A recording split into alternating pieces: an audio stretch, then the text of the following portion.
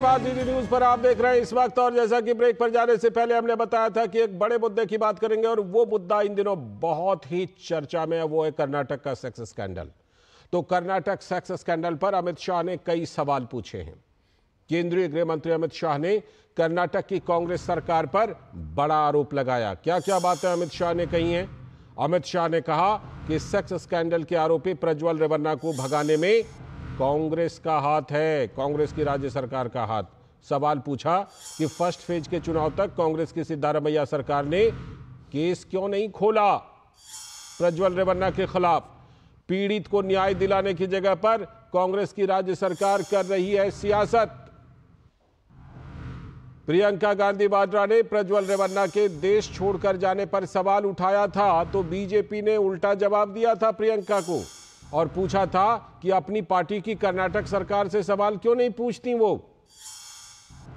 इस बीच कर्नाटक में कांग्रेस के एक एमएलए पर पार्टी के लिए वोट डालने के लिए धमकाने का आरोप लगा है। कांग्रेस के विधायक राजू कागे ने 30 अप्रैल को बेलगावी के मादाबावी में वोटरों को धमकाया था।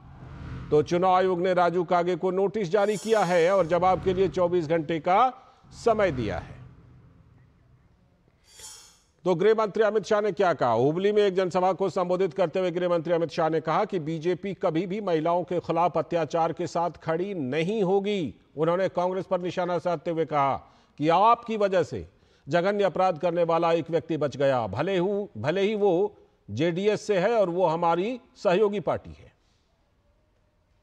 अभी हमारा जेडीएस से समाधान है तो रेवन्ना का सीडी आया, उनको लगा भारतीय जनता पार्टी को घेर ले। मैं आज स्पष्ट कर जाता हूं, किसी भी महिला के साथ कोई भी अत्याचार करे, भारतीय जनता पार्टी इसके साथ नहीं रह सकती। सुन लो सिद्धरामैया जी, डीके शिवकुमार जी, सरकार आपकी है, कांग्रेस पार्टी की है। कदम उठाना था तो आपको उठाना था। आपने जब तक वोकल लिग्गा बेल्ट का चुनाव न हो कोई कदम नहीं उठाया, राजनीति करी, उनको भागदार जाने दिया। अरे हिम्मत है तो सच बताइए, आपके कारण जघन्य अपराध करने वाले भाग गए। मैं आज हुबली धारवाड़ वालों को बताता हूं, भले हमारे साथी हो, हमारा स्टैंड स्पष्ट है।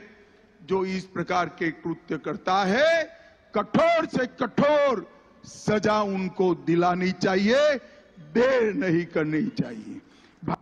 आयशा खानम हमारी संवाददाता बेंगलुरु से जुड़ चुकी हैं इस खबर पर और ज्यादा जानकारी के साथ। आयशा, तमाम सवाल उठ रहे हैं कि ये मामला तो बहुत पहले आ गया था सामने, तो क्या जानबूझ करके सरकार ने इसमें कोई देरी की, कोई हीला हवाली की और प्रज्वल रेवन्ना यहां से निकल गए बाहर के लिए? आज यही बात केंद्रीय गृह मंत्री अमित शाह पूछ रहे हैं।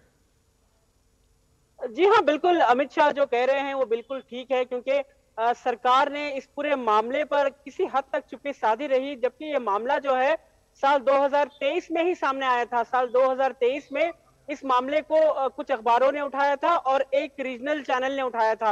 उसके बाद रेवन्ना ने इस पर स्टे लाया था और इस बात को पूरी तरह से सरकार जानती थी और ये मामला जो है पब्लिक में था। और रेवन्ना ने उस वक्त, प्रज्वल रेवन्ना ने उस वक्त मीडिया को इस पर रिपोर्ट नहीं करने के लिए इंजंक्शन ऑर्डर भी लिया था।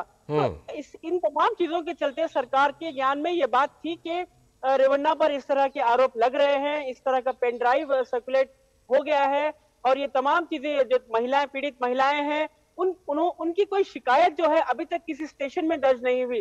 जाहिर सी बात है, कर्नाटक सरकार अब इस मामले को पूरी तरह से बीजेपी के पाले में ढकेलना चाहती है और कहना चाहती है कि ये आपके गठबंधन पार्टी है। लेकिन अफसोस की बात यह है कि अमित शाह जो कह रहे हैं, जिस तरह से अमित शाह बता रहे हैं कि फर्स्ट फेज में जो वोकल का बेल्ट में चुनाव हुआ है, जब तक यहाँ चुनाव पूरा नहीं हुआ तब तक सरकार चुप रही और प्रज्वल रेवन्ना पर कोई कार्रवाई नहीं हुई। जाहिर है ऐसे में ही प्रज्वल रेवन्ना बैंगलोर के एयरपोर्ट से ही वो विदेश भाग गए और ऐसे में कर्नाटक सरकार के हाथ, अब कर्नाटक सरकार लगातार केंद्र बिल्कुल। सरकार से उम्मीद कर रही है कि वो इसीलिए सवाल उठ रहे हैं। बजट लेकिन आयशा, एक सवाल और है कि कांग्रेस का एक एमएलए बेलगावी में क्या वोटर को धमका रहा था कि अगर आपने वोट नहीं दिया तो बिजली पानी सब रोक देंगे, काट देंगे कनेक्शन।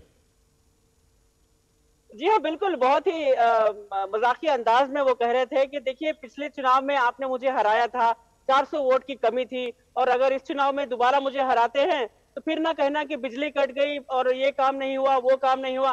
तो इसका मतलब है कि एक व्हील्ड अटैक था, यानी वो इशारों में धमकी दे रहे थे कि अगर इस बार मैं हारता हूं फिर मेरे पास नहीं आना, ये नहीं कहना कि यहाँ पर बिजली कट जाएगी। तो ये साफ था कि चुनावी सभा में ये बात कही जा रही है और इशारों में उन्हें कह रहे हैं कि बिजली कट जाएगी तो वो जिम्मेदार नहीं होंगे। मतलब ये साफ कह रहे हैं कि अगर 400 वोट से भी अगर ये हारते हैं तो यहाँ पर बिजली कट जाएगी। तो जाहिर है किसी न किसी तरह से कांग्रेस चुनाव जीतने के लिए, क्योंकि कांग्रेस के पास सिर्फ एक सीट है साल 2019 के चुनाव में, तो कांग्रेस पूरी कोशिश कर चुकी है कि इसे डबल डिजिट में बदला जाए। शुक्रिया आयशा। और इस बीच चुनाव आयोग ने इस मामले में नोटिस दिया और 24 घंटे के अंदर जवाब मांगा है। बहुत बहुत शुक्रिया आयशा।